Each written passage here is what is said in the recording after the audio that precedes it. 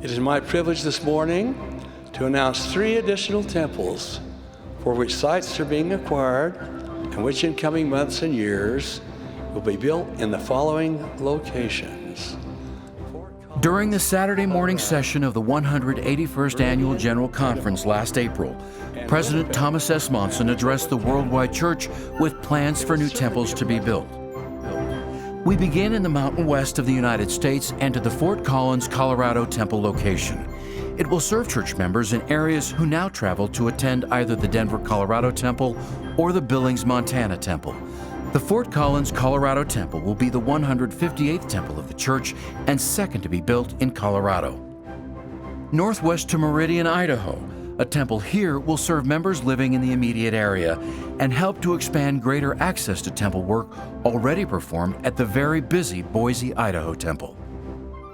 From Idaho to Canada and the province of Manitoba, the Winnipeg Manitoba temple will serve the members of this Central Plains community who have been traveling to the temple in Regina, Saskatchewan, some 400 miles away. The Winnipeg Manitoba temple will be the first in that province and the 9th temple built in Canada. To the eastern shore of North America and the birthplace of the United States, Philadelphia, on September 17th, President Henry B. Eyring traveled to the temple site to dedicate and formally break ground to begin construction. When completed, the Philadelphia, Pennsylvania temple will serve members in stakes in Pennsylvania, New Jersey, and Delaware. From North America and south across the equator, ground was broken on September 14th to begin building the Trujillo, Peru temple. It will be the second temple in that country, following the Lima, Peru temple, which was dedicated in 1986. With a loud cheer from the crowd below, thousands gathered in Brigham City, Utah on July 12th to witness the statue placement of the angel Moroni atop the Brigham City, Utah temple, which remains under construction. Watching the temple be built here in Brigham City has been a wonderful experience, I think, for the whole community. I feel like that our community has grown closer together as we've shared the excitement of watching the walls go up. And to be here today and see the angel Moroni placed was marvelous. This statue of the angel Moroni, which is seen on most Latter-day Saint temples, signifies the restoration of the gospel and the second coming of Christ. Completion of the Brigham City, Utah temple is expected in late 2012.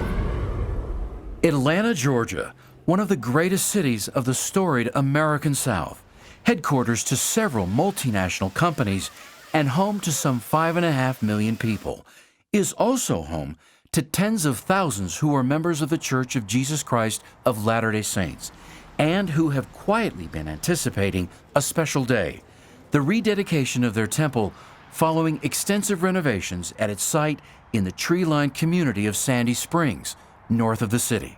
Now that the day is here for it to be dedicated, I'm just really grateful to have the temple, the light of the temple, back here in Atlanta.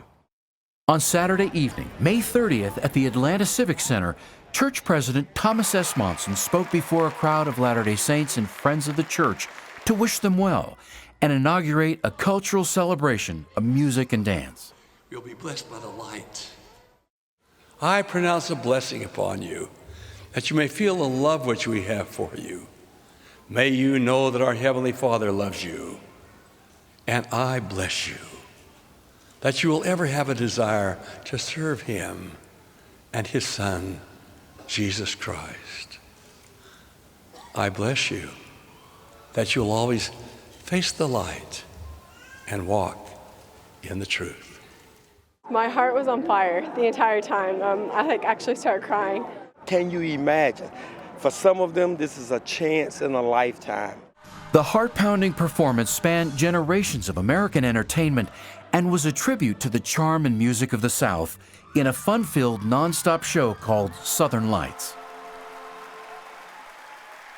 You could really feel the spirit as everyone was watching and cheering for everyone else, and it was just a great atmosphere. I think all of the hard work we put into being at every practice and everything really paid off.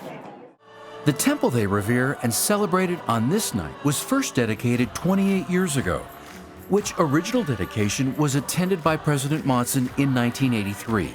It was the first temple in the American Southeast. Today, with its extensive new landscaping, garden setting, and renovated interiors, the Atlanta, Georgia temple will now serve 15 stakes and 151 congregations in Georgia, and also portions of Alabama, Florida, North Carolina, and Tennessee. Well, to our family, it means togetherness forever. And that's something that I would really love to have, is my family with me forever.